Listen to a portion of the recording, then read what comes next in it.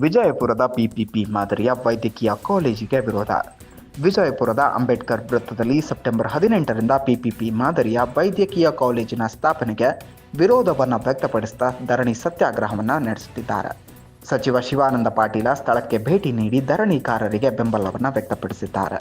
ನಾನು ಈ ವಿಚಾರವನ್ನು ಸಿಎಂ ಶರಣಪ್ರಕಾಶ ಪಾಟೀಲ ಮತ್ತು ದಿನೇಶ್ ಗುಂಡೂರಾವ್ ರವರ ಗಮನಕ್ಕೆ ತರ್ತೇನೆ. ಖಾಸಗಿ ಸಹಭಾಗಿತ್ವದ ವೈದ್ಯಕೀಯ ಕಾಲೇಜಿಗೆ ನಾನು ವಿರೋಧಿ ಎಂದಿದ್ದಾರೆ. ಈ ವಿಚಾರದಿಂದ ವಿಜಯಪುರದಲ್ಲಿ ವೈದ್ಯಕೀಯ ಶಿಕ್ಷಣದ ಬಗ್ಗೆ ಚರ್ಚೆ ತೀವ್ರಗೊಂಡಿದೆ.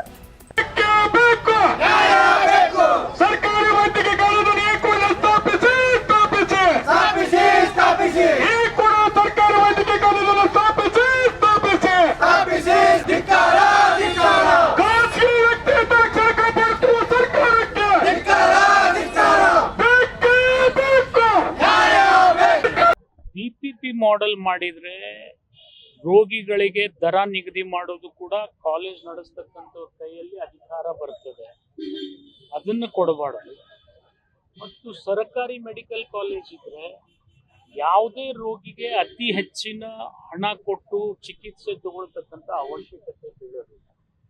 ಅಕಸ್ಮಾತ್ ನೀವು ಪಿಪಿಪಿ ಮಾಡೆಲ್ ಮೆಡಿಕಲ್ ಕಾಲೇಜ್ ಮಾಡಿದ್ರೆ ಅಲ್ಲಿ ದರ ಅವ್ರು ನಿಗದಿ ಮಾಡ್ತಾರೆ, ಸರ್ಕಾರ ನಿಗದಿ ಮಾಡೋದಿಲ್ಲ. ಮತ್ತು ಅಲ್ಲಿ ಬಡ ಮಕ್ಕಳಿಗೆ ಶರಣ್ ಪ್ರಕಾಶ್ ಪಾಟೀಲ್ರು ಮೊನ್ನೆ ಕ್ಯಾಬಿನೆಟ್ ನಲ್ಲಿನೇ ಒಂದು ವಿಷಯ ಪ್ರಸ್ತಾಪ ಮಾಡಿದ್ರು. ಇಲ್ಲಿವರೆಗೆ ಸರ್ಕಾರಿ ಮೆಡಿಕಲ್ ಕಾಲೇಜ್ನಲ್ಲಿ ಹೇಗೀಗ ಪ್ರೈವೇಟ್ ಮೆಡಿಕಲ್ ಕಾಲೇಜ್ನಲ್ಲಿ NRI ಕೋಟಾ ಇದೆ, ಆ ಕೋಟಾ ಸರ್ಕಾರಿ ಮೆಡಿಕಲ್ ಕಾಲೇಜ್ನಲ್ಲಿ ಇಲ್ಲ.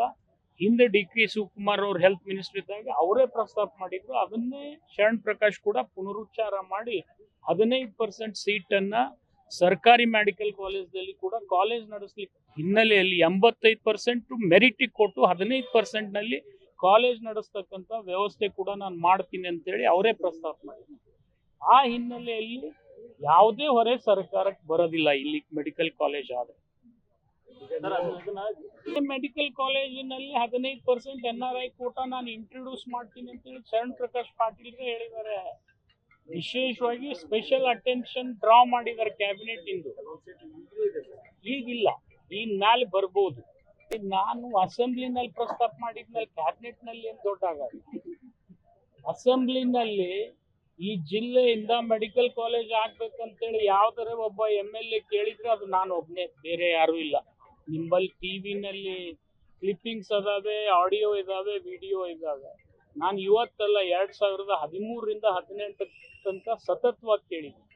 ಅದು ಆಗ್ಲಿಲ್ಲ ಅಂತ ತಿಳ್ಕೊಂಡೆ ಸುದಯದಿಂದ 2018ಕ್ಕೆ ನಾನೇನು ಹೆಲ್ತ್ ಮಿನಿಸ್ಟರ್ ಆದೆ, ಫಸ್ಟ್ ಬಿಜಾಪುರಕ್ಕೆ MCH ಮಾಡಿಕೊಟ್ಟೆ, ಟ್ರೋಮಾ ಸೆಂಟರ್ ಮಾಡಿದೆ, ಸೂಪರ್ ಸ್ಪೆಷಾಲಿಟಿ ಮಾಡಿದೆ, ಆಯುಷ್ ಹಾಸ್ಪಿಟಲ್ ಮಾಡಿದೆ, 150 ಎಕರೆ ಫುಲ್ ಫೆನ್ಸಿಂಗ್ ಹಾಕಿ ಅಲ್ಲೆಲ್ಲ ರಸ್ತೆಗಳನ್ನು ಅಭಿವೃದ್ಧಿ ಮಾಡಿಕೊಟ್ಟೆ.